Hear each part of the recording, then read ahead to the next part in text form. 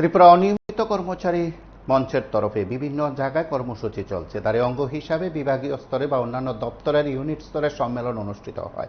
আজ আগরতলায় এই সম্মেলন অনুষ্ঠিত হয়েছে। বেসরকারি প্রতিষ্ঠানে এই সম্মেলনে উপস্থিত ছিলেন ত্রিপুরা অনিয়মিত কর্মচারী মঞ্চের বিভিন্ন স্তরের নেতৃত্ব, পানি সম্পদ বিকাশ, বিভাগীয় পূর্ত ও পানীয় জল, বিদ্যুৎ সহ বিভিন্ন দপ্তরের ইউনিটের এই সম্মেলনে অনিয়মিত কর্মচারীরা উপস্থিত ছিলেন।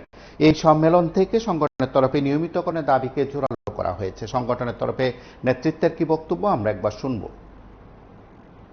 ত্রিপুরা অনিয়মিত কর্মচারী মঞ্চের ARD department, PWD department, handloom department এবং ইলেকট্রিক ডিপার্টমেন্টের যে সকল অনিয়মিত কর্মচারী বন্ধুগণ রয়েছেন তাদেরকে নিয়ে আমরা প্রথম রাজ্য সম্মেলন পালন করছি। সেই রাজ্য সম্মেলনের শেষে আমরা উক্ত দপ্তরগুলিতে আমরা এক কমিটি তৈরি করব, যারা আগামী দিনে অনিয়মিত কর্মচারীদের যে সকল সমস্যা রয়েছেন সেই সমস্যাগুলি দূর করার লক্ষ্যে রাজ্য সরকারের নিকট তাদের কর্মসূচির মাধ্যমে আমরা রাজ্য সরকারের নিকট এই সমস্যাগুলি তুলে ধরব।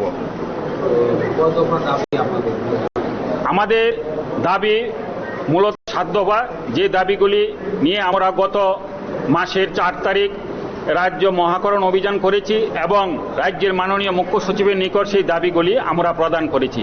দাবিগুলির মধ্যে রয়েছে রাজ্যের সকল অনিয়মিত কর্মচারীদেরকে নিয়মিতকরণ করতে হবে এবং নিয়মিতকরণের সাপেক্ষে সমকাজে সমবেতন প্রদান করতে হবে।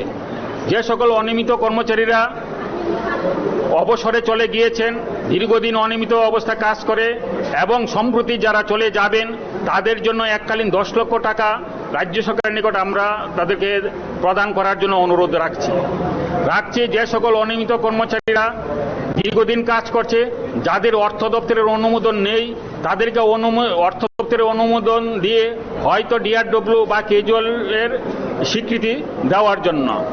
যে সকল রাজ্যের যে সকল অনিয়মিত কর্মচারীরা কাজ করতেন, বিগত সময়ে একটা রাজ্য সরকারের নিয়ম ছিল যে 10 বছর অনিয়মিত কর্মচারীরা কাজ করলে 10 বছর পর তাদেরকে নিয়মিতকরণ করা হবে।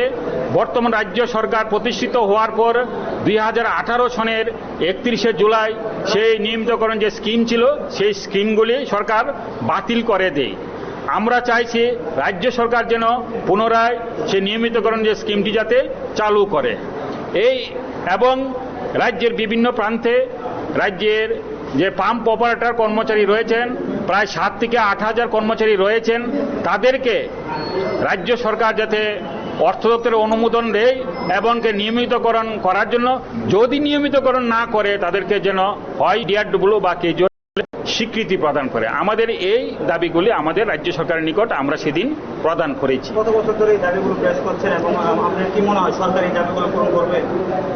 পূর্বে বিভিন্ন সময়ে বিভিন্ন সংগঠন বা অনিয়মিত কর্মচারীরা যারা রয়েছেন তারা নিজ নিজভাবে তাদের দপ্তরের নিকট সেই দাবিগুলি প্রদান করেছিল, কিন্তু বর্তমান সরকার আসার পরে বর্তমান সরকারের সংগঠনের সঙ্গে যারা যুক্ত ছিল সেই সংগঠনগুলি সেই সময় করার চেষ্টা করেছে, কিন্তু যতটুকু করার চেষ্টা করবে বলে আমার মনে হয়েছিল সেরকমভাবে তারা করেনি।